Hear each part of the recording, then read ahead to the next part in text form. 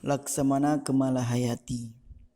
Ia menjadi laksamana wanita pertama di dunia, mempraktekkan emansipasi wanita jauh sebelum negeri-negeri Eropah dan Kartini mendengungkannya. Kamalahayati tak bisa menyembunyikan kegeramannya. Begitu tahu suaminya meninggal di tangan armada laut Portugis dalam perang Teluk Haru. Kepada Sultan Saidil Mukamil Alauddin Riayat Shah, Sultan Aceh kala itu, lekas-lekas ia meminta dibentuk pasukan armada laut khusus yang prajuritnya terdiri dari janda perang. Permintaan Kamalahayati dipenuhi Sultan.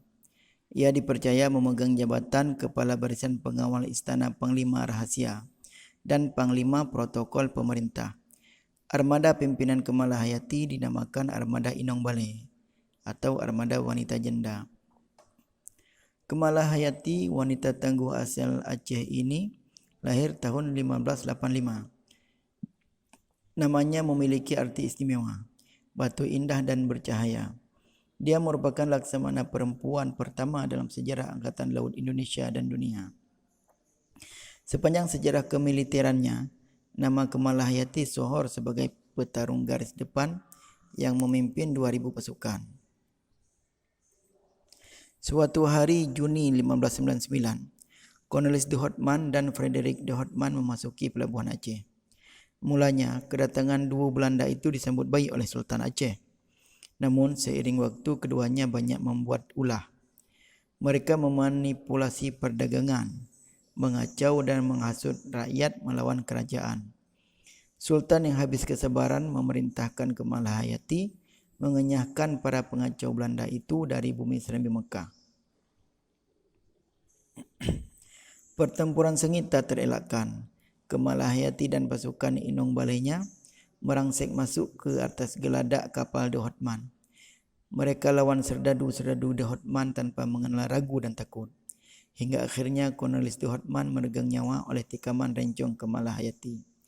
Di kapal Van Loo telah dibunuh Cornelis Houtman oleh Hayati sendiri, sedangkan Frederick de Houtman ditawan. Tulis Marie van Ziggelan dalam Oude Glory.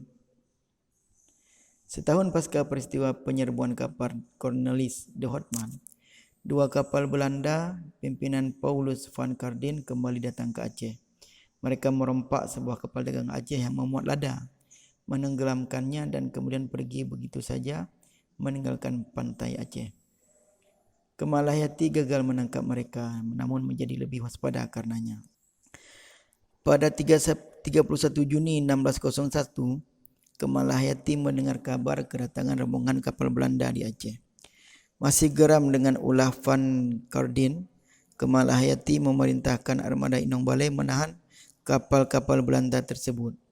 Setelah diperiksa, rombongan kapal Belanda yang dipimpin Laksamana Jacob van Neck itu ternyata bertujuan damai. Mereka membuat surat permohonan maaf Prince Maurice yang ditunjukkan kepada Sultan Saidil Mukamil.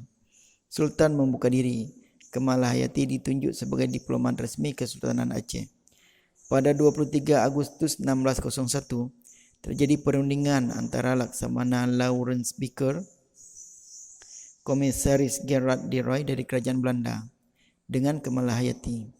Kecerdikan diplomasi Kamalahayati berhasil mendesak Belanda menyepakati 4 butir perjanjian. Pertama, Kesultanan Aceh dan Kerajaan Aceh, Kesultanan Aceh dan Kerajaan Belanda berdamai. Kedua, Frederick de Houtman dibebaskan dari tahanan. Ketiga, Belanda harus membayar kerugian kapal-kapal Aceh yang dibajak oleh Van Kardin sebesar 50,000 gulden. Keempat, Sultan Aceh Saidil Mukamil mengirim 3 orang utusan masing-masing, Abdul Hamid, Laksamana Sri Muhammad dan Mr. Hassan ke Belanda sebagai balasan atas niat baik Belanda. Pada Juni 1602, Sir James Lancaster, pemimpin armada dagang East India Company EIC dari Inggris, datang ke Aceh membawa surat ajakan kerjasama rasmi Ratu Elizabeth I. Lagi-lagi Sultan Aceh mempercayakan Kamalahayati menjadi pemimpin perundingan. Sultan tidak keliru.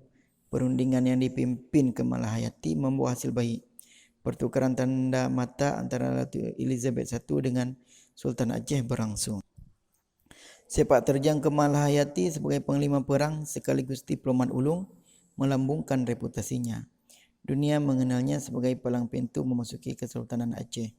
Apa yang dilakukan Kemal Hayati menunjukkan bangsa Indonesia sudah mengenal emansipasi wanita jauh sebelum Kartini mewancanakannya. Emansipasi tidak hanya sekedar ide teori, melainkan juga praktik kehidupan.